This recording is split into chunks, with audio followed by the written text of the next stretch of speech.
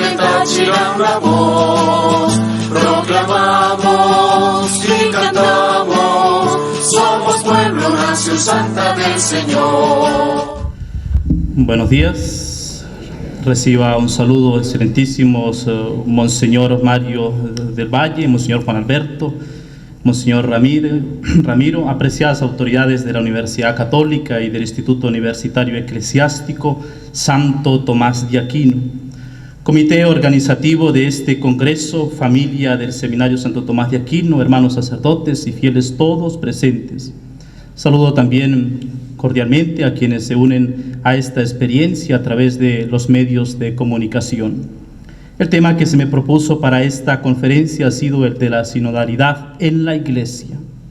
Tema general que trataré de explicarlo desde una visión teológica y pastoral, sin dejar de hacer mención a algunas realidades jurídicas presentes en el tema en cuestión, ya que el derecho de por sí es una realidad intrínseca al misterio de la Iglesia y no una simple visión normativista desde el externo que hace ver el derecho como una realidad ajena a la Iglesia. Siendo una exposición teológica, se tendrá presente algunas pinceladas de la sinodalidad en las mismas fuentes de la teología, como lo son la Sagrada Escritura, la tradición y el magisterio, sin pretender abarcar todo el tema, que sería, por ejemplo, una buena tesis doctoral. Y si es así, si ese fuese el caso, se tendría que esperar a la culminación y presentación de las conclusiones del sínodo que se está llevando a cabo en la Iglesia Universal y que reflexiona sobre la realidad, la sinodalidad en la Iglesia. Por lo tanto, este sínodo ordinario que es sobre la sinodalidad, cuyo tema es por una Iglesia sinodal, comunión, participación y misión. Para un análisis teológico sobre el tema de la sinodalidad, tenemos un documento realizado a propósito para el desarrollo de este tema y ha sido trabajado con esfuerzo y dedicación por la Comisión Teológica Internacional, que depende directamente de la Congregación para la Doctrina de la Fe. Esta comisión creó a su vez una subcomisión conformada por algunos teólogos, entre ellos clérigos también de la vida consagrada y laicos, que fueron dando forma al documento y así lo presentaron a la Comisión Teológica, que a su vez la presentó al prefecto de la congregación y este se la presentó al Papa Francisco, quien dio su parecer para que fuese publicado. Y, cito el mismo documento, se propone ofrecer algunas líneas útiles para profundizar teológicamente el significado de este compromiso, al mismo tiempo que una orientación pastoral acerca de las consecuencias que se derivan de él para la misión de la Iglesia. Fin de la cita. Para una definición amplia sobre el sínodo, el documento de la Comisión Teológica Internacional afirma, cito, con un significado específico desde los primeros siglos, se designan con la palabra sínodo las asambleas eclesiásticas convocadas en diversos niveles, diocesano, provincial o regional, patriarcal, universal, para discernir a la luz de la palabra de Dios y escuchando al Espíritu Santo las cuestiones doctrinales, litúrgicas, canónicas y pastorales que se van presentando periódicamente. Fin de la cita. Y el mismo documento continúa diciendo un poco más adelante, en la Iglesia Católica la distinción en el uso de las palabras concilio y sínodo es reciente. En el Vaticano II son sinónimos que designan la asamblea conciliar. Así, una precisión fue introducida precisamente en el Código de Derecho Canónico de la Iglesia Latina, en la que se distingue entre el concilio particular, concilio ecuménico, por una parte el sínodo de los obispos y luego el sínodo diocesano. Por otra, también el Código de los cánones de las iglesias orientales se menciona por una parte el concilio ecuménico y por la otra el sínodo de los obispos, el sínodo de los obispos de las iglesias patriarcales, el sínodo de los obispos de la iglesia arzobispal mayor, el sínodo metropolitano y el sínodo permanente de la curia patriarcal. Es decir, a nivel de iglesia, la terminología de la palabra sínodo abarca una asamblea eclesial en la que un grupo de fieles en escucha de la palabra de Dios y a la luz del Espíritu Santo, discierne sobre diversas cuestiones según la categoría que le corresponde.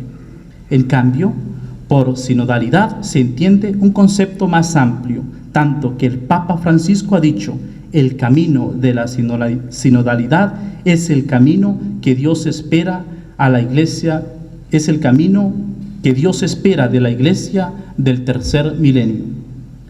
Para tener una noción amplia de lo que es la sinodalidad en la Iglesia, podemos dar algunas ideas que desde la Escritura y de la tradición viva de la Iglesia se ha ido fraguando hasta llegar a la noción actual de la sinodalidad en la Iglesia. Una de las primeras expresiones sobre sinodalidad es la comunión.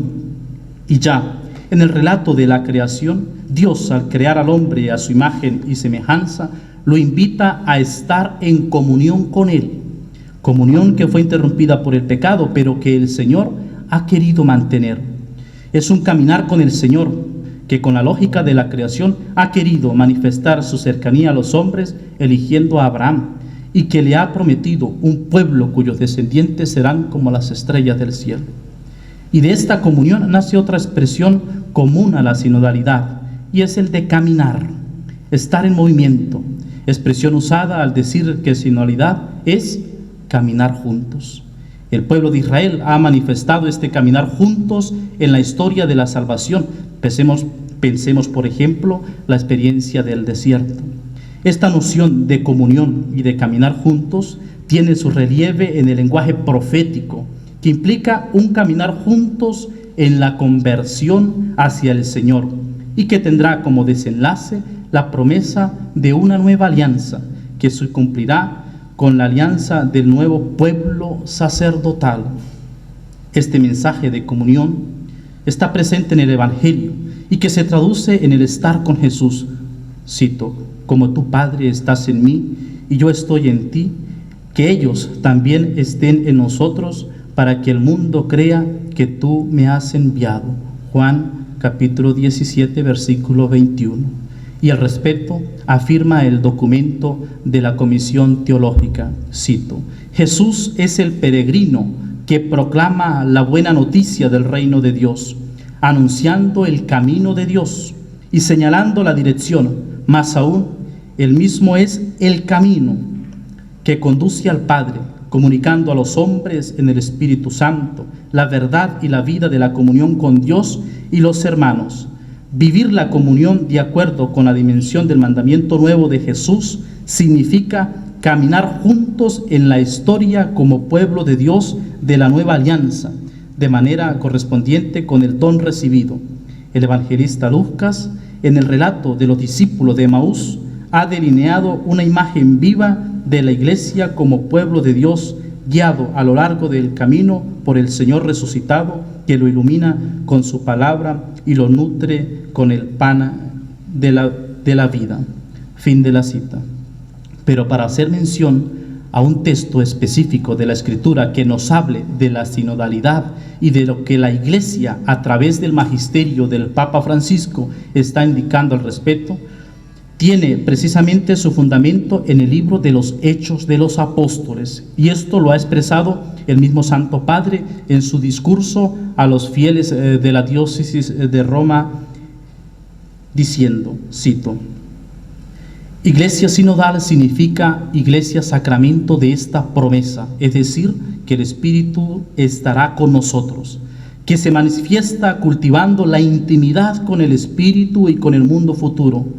Siempre habrá discusiones, gracias a Dios, pero las soluciones deben buscarse dentro de la palabra de Dios y a sus voces en medio de nosotros, rezando y abriendo los ojos a todos los que nos rodean, viviendo una vida fiel al Evangelio, interrogando a la revelación según una hermenéutica peregrina que sepa custodiar el camino iniciado en los Hechos de los Apóstoles. Y esto es importante, la forma de entender, de interpretar una hermenéutica peregrina, es decir, en movimiento. ¿El camino que comenzó tras el concilio?, se pregunta el Papa, y responde, no, comenzó con los primeros apóstoles, y continúa, cuando la iglesia separa, ya no es iglesia, sino una hermosa asociación piadosa, porque enjaula al Espíritu Santo, una hermenéutica peregrina que sabe guardar el camino iniciado en los hechos de los apóstoles. Fin de la cita. Y es precisamente en los hechos de los apóstoles donde se palpa el don del discernimiento presente en los discípulos del Señor, cuando tienen que tomar decisiones en pro de toda la comunidad. Se reúnen bajo la luz del Espíritu Santo, lo que conocemos como el Concilio Apostólico de Jerusalén. Y así los apóstoles inician la predicación, y así sus sucesores, los obispos, tendrán que continuar la misión, caminar de pueblo en pueblo, entrelazándose culturas, manteniéndose fieles al evangelio recibido, la unidad visible de los fieles con su obispo, y así en los primeros años de la iglesia se inicia a tener claros los fundamentos de la sinodalidad.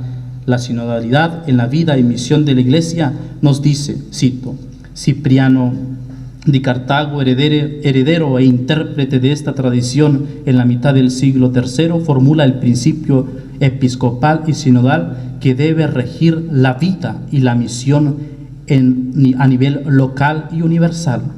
Si es verdad que en la iglesia local nada se hace sin el obispo ni sin el episcopo, es también verdad que nada se hace sin el consejo de los presbíteros y diáconos y sin el consentimiento del pueblo, y manteniendo siempre firme la regla de que el episcopado es único, del cual participa cada uno por entero.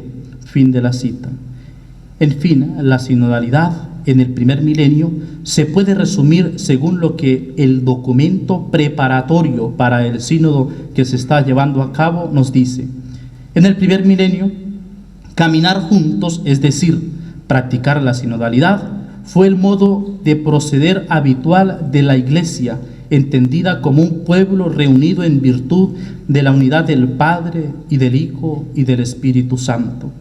A quienes dividían el cuerpo eclesial, los padres de la iglesia opusieron la comunión de las iglesias extendida por el mundo, que San Agustín describía como concordissima fidei conspiratio, es decir, como el acuerdo de la fe de todos los bautizados. Fin de la cita. El segundo milenio se sigue el camino sinodal, pero tendrá algunas situaciones dramáticas para la vida de la iglesia.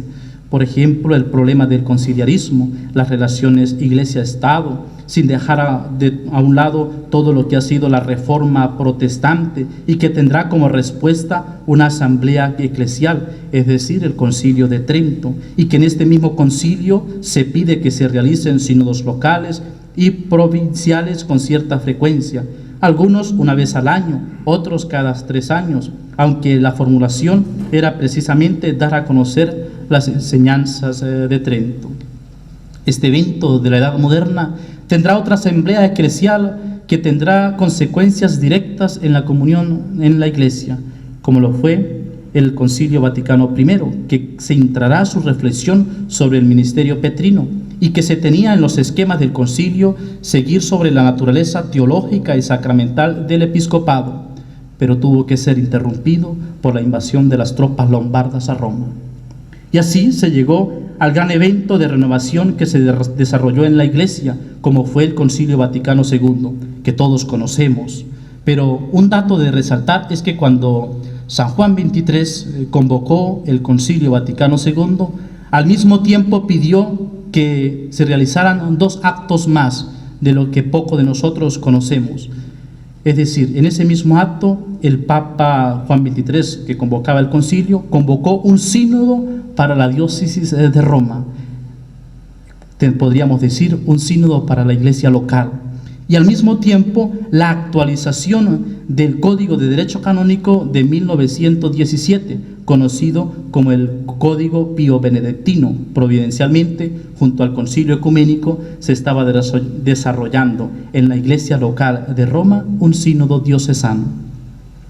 En los documentos del concilio no se encuentra una definición de lo que es la sinodalidad en cuanto tal, pero es a partir de este evento que se dará un impulso gracias a la teología, ya que se tendrá la influencia del aporte eclesiológico del concilio con la visión de la Iglesia como pueblo de Dios.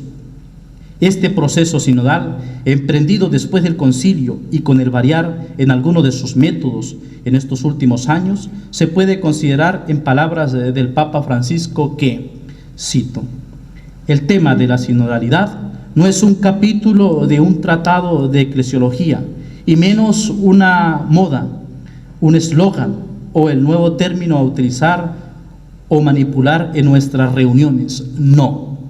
La sinodalidad expresa la naturaleza de la Iglesia, su forma, su estilo, su misión.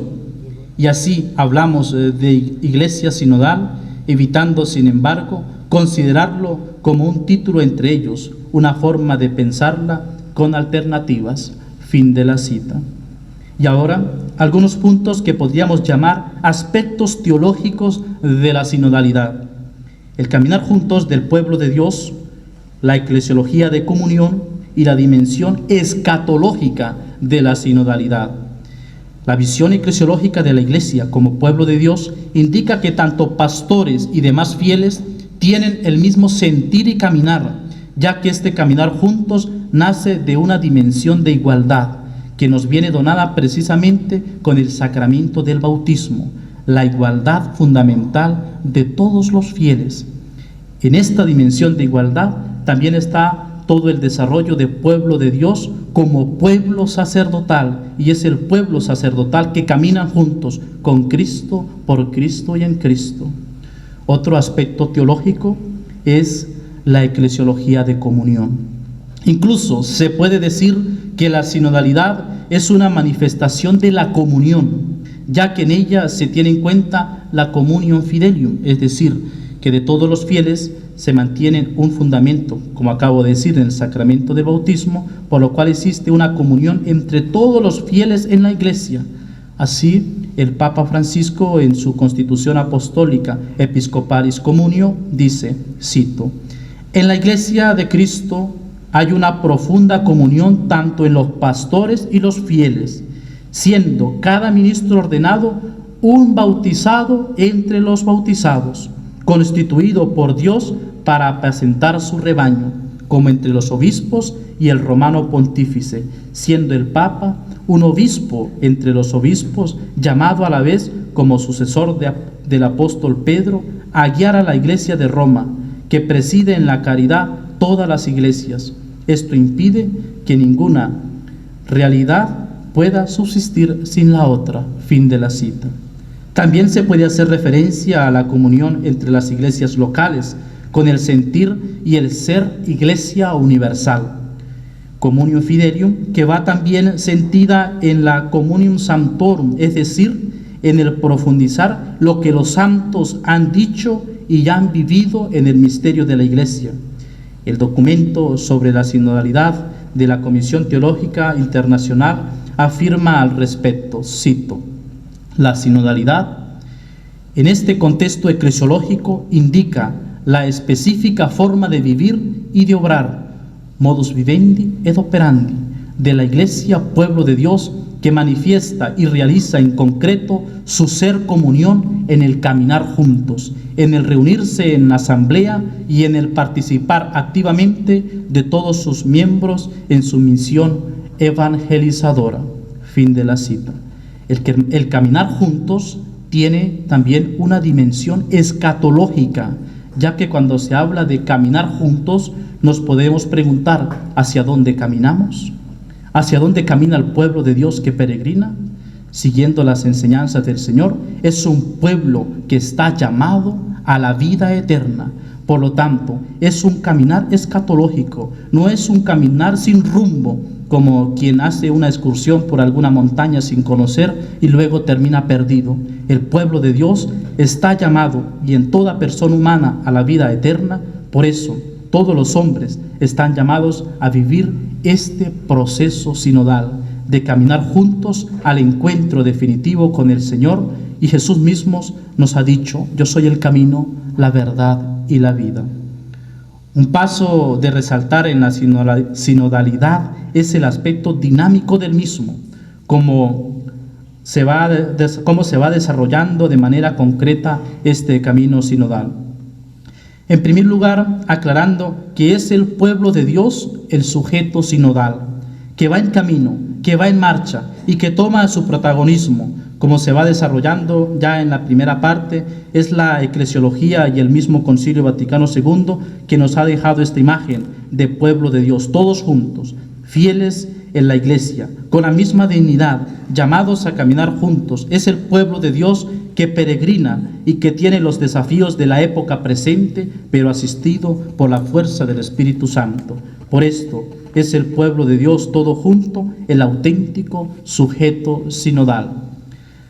Ante este dinamismo sinodal, la Iglesia ha vivido la experiencia de los concilios, que tiene que ser leídos y vividos en su autenticidad, en el lenguaje epocal, evitando leer el pasado con el contexto social actual. A nivel de Iglesia Universal, la asamblea eclesial en la que se manifiesta concretamente la sinodalidad ha sido a través del Concilio Ecuménico, que es la forma solemne de ejercer la potestad, el colegio episcopal, no la única. Otra institución al servicio de la sinodalidad en la Iglesia ha sido el Sínodo de los Obispos, que ha sido creada de forma estable por el Papa Pablo VI, que con su carta apostólica en forma de motu proprio, Apostolica Sollicitudo, instituye esta nueva realidad en la Iglesia. Se trata de un consejo estable de obispos para la Iglesia Universal. Con este motu proprio se colocan las bases a la experiencia sinodal que se irá desarrollando en los años posteriores, y que en esa misma visión profética de Pablo VI dirá el mismo Papa en el proemio del motu propio, cito: este sínodo, que como todas las instituciones humanas, se podrá ir perfeccionando con el pasar del tiempo. Fin de la cita. Podríamos decir que uno de los frutos del Concilio Vaticano II ha sido la elaboración de los diversos sínodos que se han vivido en estos últimos años en sus tres categorías presentes: los sínodos ordinarios, los sínodos extraordinarios y los sínodos especiales. De este modo, después del concilio se han realizado 15 asambleas sinodales ordinarias, sin contar la que está en marcha, desde aquel primer sínodo ordinario en 1967, que tenía por tema preservación y fortalecimiento de la fe católica, su integridad, su fuerza, su desarrollo, su coherencia doctrinal histórica, hasta el 15º sínodo ordinario del 2018, cuyo tema era los jóvenes y el discernimiento vocacional. Se han realizado 11 sínodos especiales. El primero fue realizado en 1980, sínodo especial para los Países Bajos, cuyo tema fue la situación pastoral de los Países Bajos, y el último sínodo especial ha sido en 1919, Amazonía, nuevos caminos para la evangelización y para una ecología integral. Se han realizado 3 sínodos extraordinarios. En 1969 se realizó la primera Asamblea General Extraordinaria, la cooperación entre la Santa Sede y las conferencias episcopales. El último sínodo extraordinario fue realizado en 2014, cuyo tema fue los desafíos pastorales de la familia en el contexto de la evangelización. Actualmente está en vigor la Constitución Apostólica Episcopalis Communium sobre el Sínodo de los Obispos del Papa Francisco, dado en Roma el 15 de septiembre de 2018, y que es la normativa que se está rigiendo el sínodo actual en la Iglesia Universal. Una de las novedades de esta Constitución en la reforma del Sínodo de los Obispos ha sido la introducción de las diversas fases de cada asamblea sinodal, según una fase preparatoria, fase celebrativa y la fase de implementación. También las diversas conferencias episcopales, que son una realidad reciente en la vida de la Iglesia, si vemos el contexto histórico de toda la Iglesia, tiene una dimensión sinodal en la capacidad de los obispos de una determinada región, comparten los desafíos y bienes que tienen en común, pero concretamente es una forma afectiva y efectiva de la colegialidad, del ser miembros del colegio episcopal, que implica para ellos estar en comunión con el sucesor de Pedro y que implica la comunión entre los obispos, que a la vez se traduce en comunión de las iglesias locales. Son expresiones propias de sinodalidad dinámica en el que aquellas iglesias locales que forman una región específica se ponen en marcha para tomar aspectos comunes que le conciernen. Aún en la nueva constitución del Papa Francisco, Episcopalis Communio, están presentes, aunque últimamente son pocas este tipo de asambleas. Por lo general se desarrollan más a nivel de conferencias episcopales o asambleas continentales. La sinodalidad en la vida de la iglesia local. En la iglesia local existen ya varias expresiones de esta sinodalidad, en el que el pastor, en atención de escucha y de discernimiento, tiene a su disposición. La primera de ellas, que está presente incluso a nivel normativo, es el sínodo diocesano, que aparece como órgano consultivo. Este implica la comunión, escucha y discernimiento que hay en el obispo diocesano y la iglesia local. Pero además existen ya algunas estructuras que están al servicio de la sinodalidad, de escuchar y caminar juntos. Por ejemplo, existen ya algunos organismos estables, como lo son el Consejo de Consultores, el Consejo Presbiteral, el Consejo de Asuntos Económicos, el Consejo Pastoral, que se piden incluso como deber jurídico y que para algunas decisiones de carácter extraordinario es necesario incluso para la validez del acto la consulta de dichos organismos colegiales. Al respecto, sobre estas realidades a nivel diocesano, dice el Papa Francisco, cito: solamente en la medida en la cual estos organismos permanecen conectados con el bajo y parten de la gente, de los problemas de cada día, puede comenzar a tomar forma una iglesia sinodal. Tales instrumentos, que algunas veces proceden con desánimo, deben ser valorizados como ocasión de escucha y de participación. Fin de la cita. Estos organismos de sinodalidad hacen posible una verdadera presencia pastoral y, como sigue afirmando el Papa Francisco, cito: presencia pastoral significa caminar con el pueblo de Dios, caminar delante, indicando el camino, indicando la vía, caminar en medio para reforzarlo en la unidad, caminar detrás para que ninguno se quede rezagado, pero sobre todo para seguir el olfato que tiene el pueblo de Dios para hallar nuevos caminos. Un obispo que vive en medio de sus fieles tiene los oídos abiertos para escuchar lo que el Espíritu dice a las iglesias y la voz de las ovejas. También a través de los organismos diocesanos que tienen la tarea de aconsejar al obispo, promoviendo un diálogo leal y constructivo. No se puede pensar en un obispo que no tenga estos organismos diocesanos: Consejo Presbiteral, los consultores, Consejo Pastoral, Consejo de Asuntos Económicos.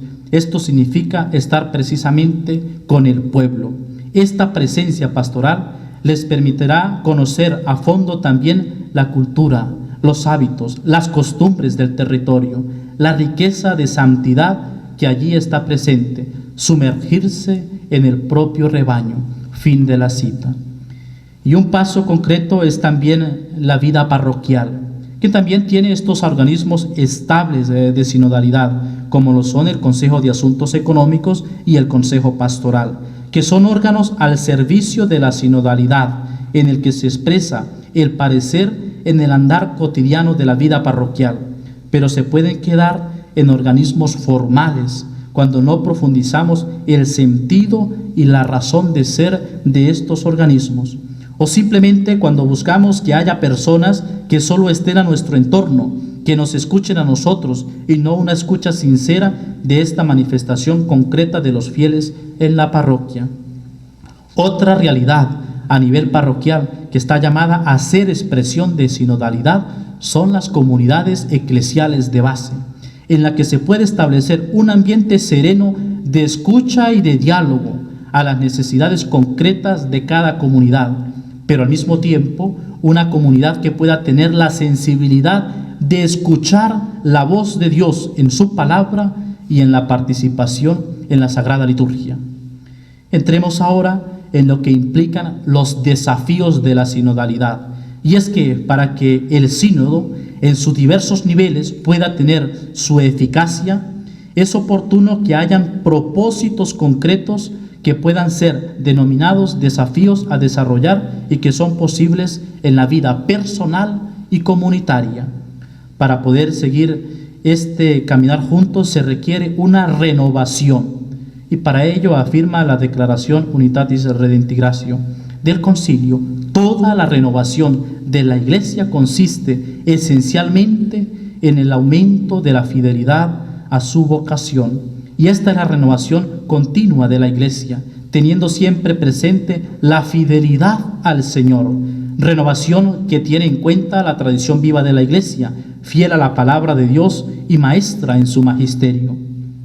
Renovación que implica estar alertas de un vicio muy peligroso y que la misma Comisión Teológica y de igual forma el Papa Francisco en varias ocasiones ha repetido continuamente, y es el mal del clericalismo en la Iglesia. Por eso, cito, el gran desafío para la conversión pastoral que hoy se le presenta a la vida de la Iglesia es intensificar la mutua colaboración de todos en el testimonio evangelizador a partir de los dones y de los roles de cada uno, sin clericalizar a los laicos y sin secularizar a los clérigos.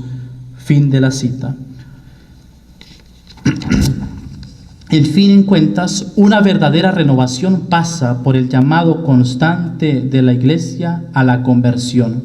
Sin conversión, cito, sin conversión de corazón y de la mente, y sin un adiestramiento ascético en la acogida y la escucha recíproca, de muy poco servirían los mecanismos exteriores de comunión, que podrían hasta transformarse en simples máscaras sin corazón y rostro. Fin de la cita. Además, es imprescindible la formación permanente de los participantes, de toda la comunidad, de todo el pueblo que camina, para que ello se tenga esta capacidad de escuchar y al mismo tiempo de ser escuchado. En esta actitud de escucha y de poder hablar sobre la experiencia de la fe, se requiere la participación de los fieles, y para ello los primeros en tomar esta consideración son los fieles pastores que toman parte con sus enseñanzas magisteriales.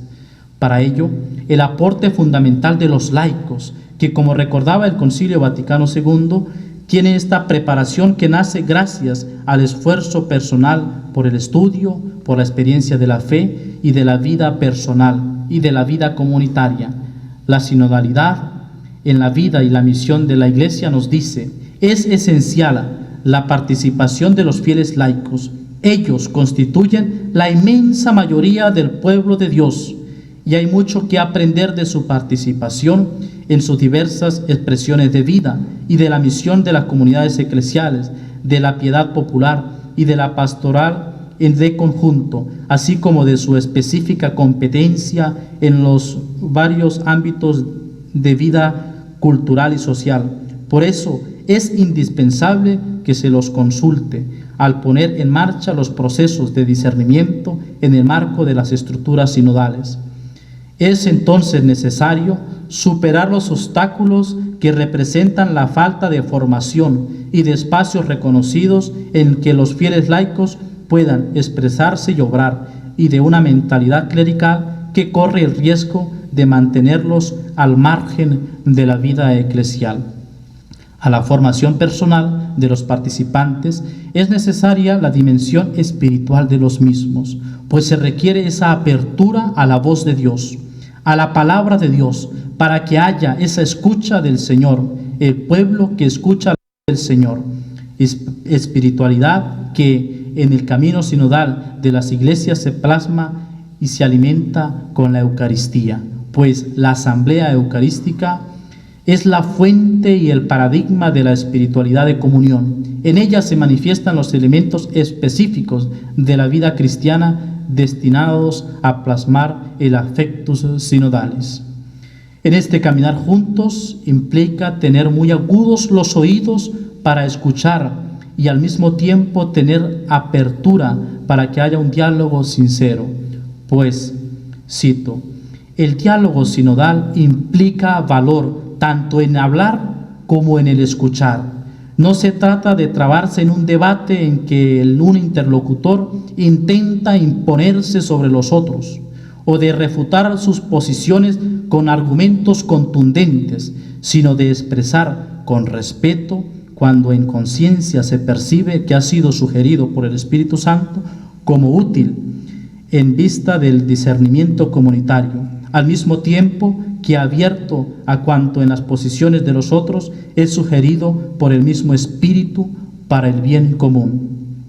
Y así, apreciada audiencia presente en este momento, y también quienes nos escuchan por los medios de comunicación, la acción emprendida en el camino sinodal tendrá su eficacia siempre y cuando uno se deje moldear por el Espíritu Santo.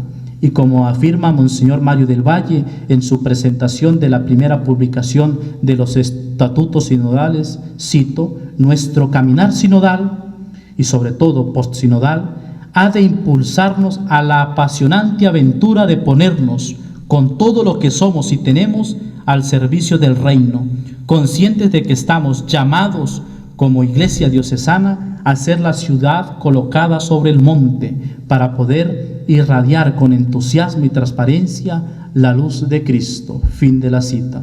Para ello, el contenido teológico y espiritual que se puede seguir en este caminar juntos está expresado en una oración, y es la oración que se hace al inicio de cada asamblea conciliar y que hacemos nuestras, pues es la misma súplica que se hacía en toda la historia de la Iglesia al inicio de cada concilio, de cada sínodo, desde los primeros años de la Iglesia. Por eso, como Iglesia local, el ya avecinarse de la experiencia del tercer sínodo de nuestra diócesis, podremos decir: estamos ante ti, Espíritu Santo, reunidos en tu nombre. Tú que eres nuestro verdadero consejero, ven a nosotros, apóyanos, entra en nuestros corazones, enséñanos el camino, muéstranos cómo alcanzar la meta, impide que perdamos el rumbo como personas débiles y pecadoras. No permitas que la ignorancia nos lleve por falsos caminos. Concédenos el don del discernimiento para que no dejemos que nuestras acciones se guíen por prejuicios y falsas consideraciones. Condúcenos a la unidad en ti, para que no nos desviemos del camino de la verdad y la justicia, sino que en nuestro peregrinaje terrenal nos esforcemos por alcanzar la vida eterna. Esto te lo pedimos a ti, que obras en todo tiempo y lugar, en comunión con el Padre y el Hijo, por los siglos de los siglos. Muchas gracias. Unidos por la fe y por el amor, en la iglesia de Táchira una voz, proclamamos y cantamos, somos pueblo, nación santa del Señor.